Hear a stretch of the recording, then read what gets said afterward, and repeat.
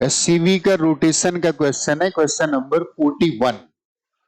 A uniform ladder of length 10 meter, mass 16 kilogram, is resting against a vertical wall, making at an angle 37. The vertical wall is frictionless, but the ground is rough. An electrician weighing 60 kilogram climbs up the ladder.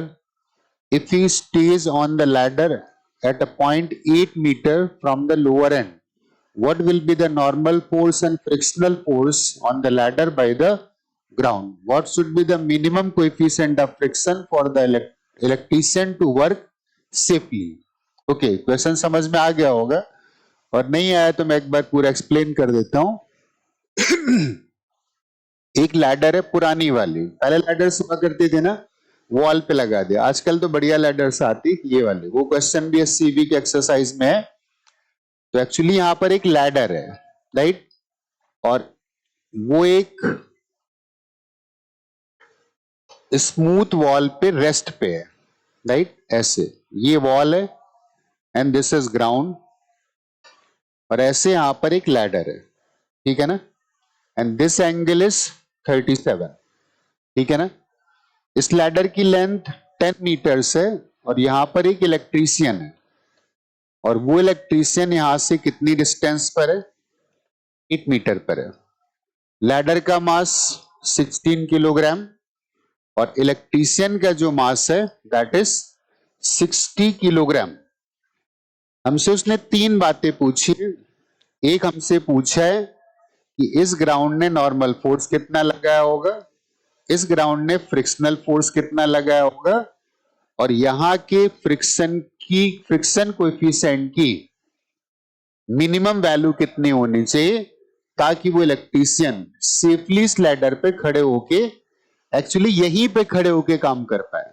उसने ये नहीं पूछा है कि कहीं पर भी, कि वो इस जगह पे है और सेफली यहां पे काम कर पाए, तो यहां के लिए फ्रिक्शन कोएफिशिएंट क्या होना चाहिए। ओके, चेक करते हैं कैसे सॉल्व करेंगे।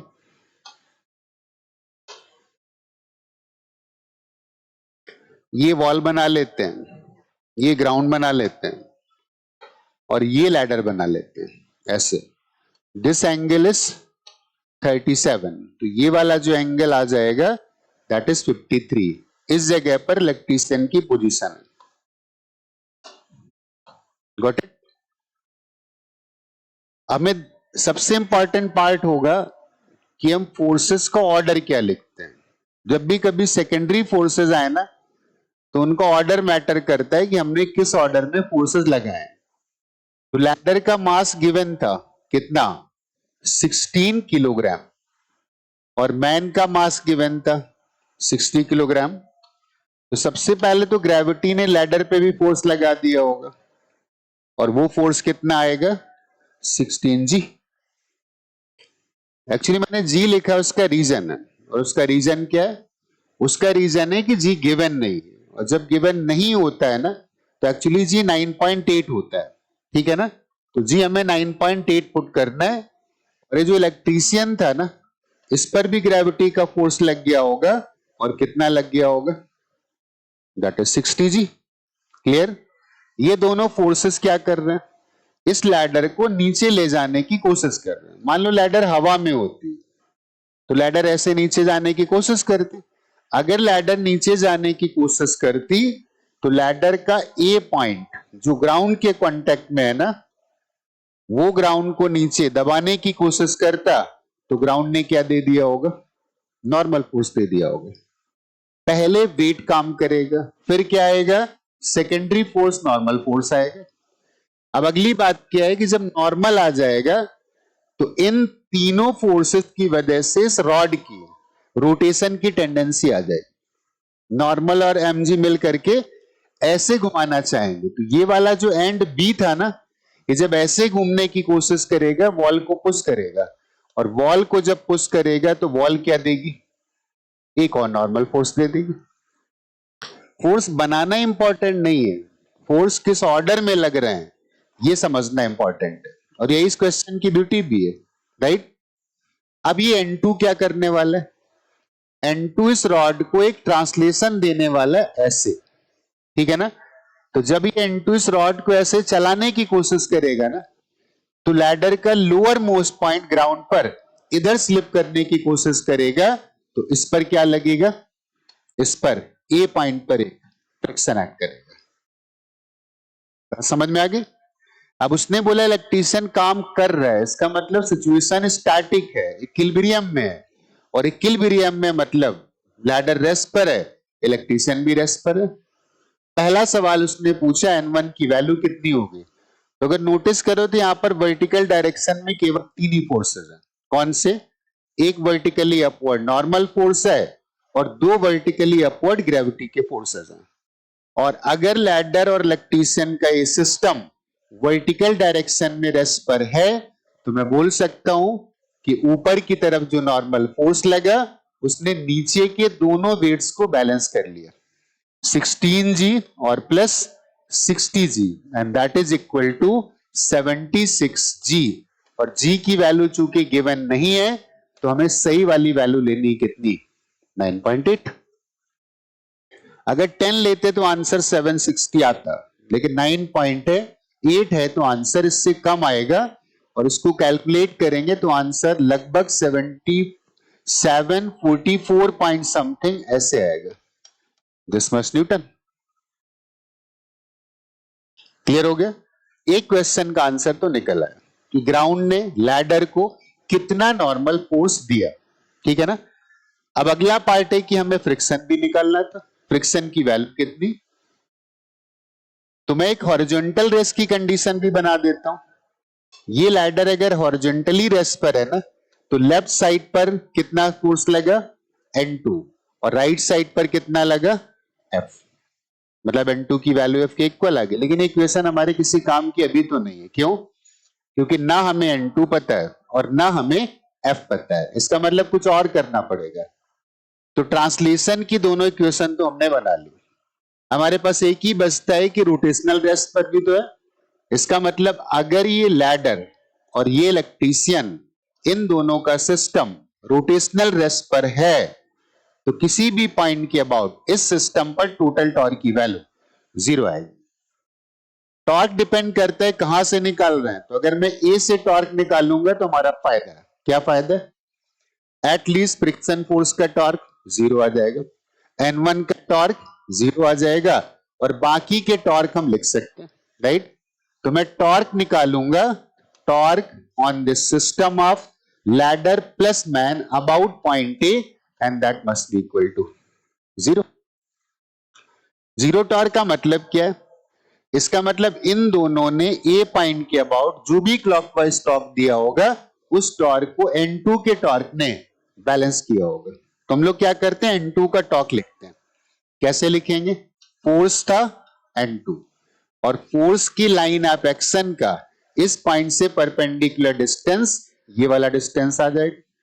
लैडर की लेंथ कितना था, 10 मीटर, तो ये कितना आ जाएगा, 10 साइन ऑफ 53, और साइन 53 की वैल्यू कितनी आएगी, 4/5। तो 10 into 4 divided by 5, and that will be equal to 8। ये वाली लेंथ 8 आ गई, ये वाली लेंथ 10 थी, तो ये वाली लेंथ हमें पहले से पता चल गई। This length will be equal to 6 metre, in case अगर जरूरत पड़ेगी तो, राइट। फिलहाल तो इसका टॉर्क मुझे मिल गया कितना, N2 इंटू 8। क्लियर हो गया। किस सेंस में दिया, एंटी क्लॉकवाइज। किस पॉइंट के अबाउट, ए पॉइंट के अबाउट। अब इन दोनों फोर्सेस का टॉर्क हमें और लिखना है, और इन इसके टॉर्क ने उन दोनों फोर्सेस के टॉर्क को बैलेंस किया होगा। पहले 16G का लिख देते। फोर्स कितना था, 16G। आई थिंक ये वाला फोर्स लैडर के मिड पे लगेगा। तो अगर ये वाली लेंथ की ये वाली लेंथ हाफ हो गई है ना, तो इस लेंथ की ये वाली लेंथ भी हाफ आ जाएगी। इसका मतलब ये जो डिस्टेंस आने वाला है, दिस डिस्टेंस इज 3। लिखना चाहो तो लिख दो ना, this is 5 and this is 5 cos 53, answer वही आएगा 3, राइट। तो इसने कितना टॉर्क दिया, फोर्स था 16G, और फोर्स की लाइन ऑफ एक्शन का परपेंडिकुलर डिस्टेंस था कितना, 3। एक टॉर्क हमें और निकालना। किसका निकालना है, इलेक्ट्रिशियन का निकालना है। इलेक्ट्रिशियन का फोर्स कितना था ग्रेविटी का, दैट वाज 60G। तो 60G इज द फोर्स, और फोर्स की लाइन ऑफ एक्शन का ये वाला डिस्टेंस निकालना। How much was this? 8। तो ये कितना आएगा? This will be 8 cos of 53। Sine 53 की वैल्यू 4/5 थी, cos 53 की वैल्यू 3/5, तो 8 इंटू 3 डिवाइडेड बाई 5। तो इसका कितना आ गया? Multiplied by 8 into 3 divided by 5। I think अगर हम इस इक्वेशन को सॉल्व करेंगे तो हमें N2 मिल जाएगा। कैलकुलेशन थोड़े सिंपल कर लेते हैं। यहां पर एक 8 कैंसिल हो रहा है, राइट? इसमें लिखेंगे 2 आएगा और ये वाला 8 कैंसिल हो गया। 5 से डिवाइड करोगे तो ये 12 आएगा, और N2 की वैल्यू कितनी आ गई? दैट इज 6G, और plus 12 into 3 36G, and this will be equal to 42G। 42 into 9.8 multiply करके चेक करते वैल्यू कितनी आएगी। तो ये आएगा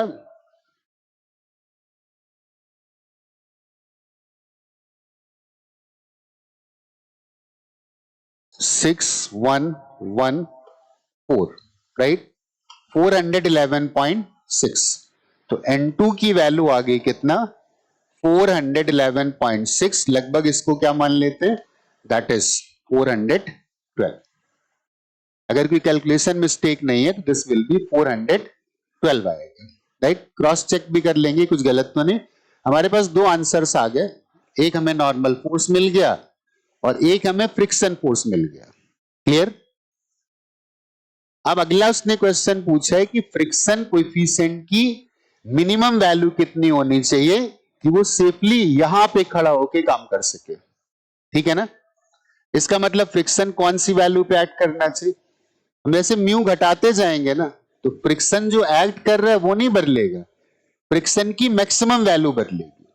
और फ्रिक्शन हमेशा अपनी मैक्स वैल्यू से कम पे या उस वैल्यू पे काम करता है। तो कम करते करते सिर्फ इतना कर सकते हैं कि जितना फ्रिक्शन रिक्वायर्ड है उतना ही अवेलेबल है। इसका मीनिंग क्या निकल के आया? तो उस समय जो फ्रिक्शन लगेगा ना, वो कौन सी वैल्यू पे लगेगा? अपनी मैक्सिमम वैल्यू पर। मैक्सिमम वैल्यू कितनी होगी? Mu into normal force. Normal force की वैल्यू वहां पर कितनी है? N1। और हमें रिक्वायर्ड फ्रिक्शन कितना था? N2 के इक्वल, तो this will be equal to N2। Clear? तो यहां से म्यू की वैल्यू आ गई कितना? N2 divided by N1। Clear? N2 हम ऑलरेडी निकाल चुके। N2 की वैल्यू और F की वैल्यूज बराबर थी, तो this is 412 and divided by N1। N1 हम पहले ही निकाल चुके हैं कितना? That is 745। 412 divided by 745। एक मिनट इसका कैलकुलेशन कर लेते हैं कि इसका आंसर कितना आता है। अगर मैच करता है इसका मतलब सही। 412 डिवाइडेड बाई 745।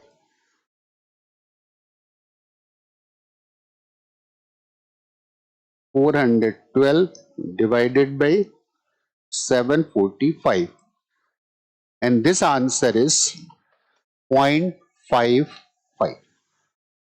क्लियर? हमारे तीनों आंसर्स आ गए हैं।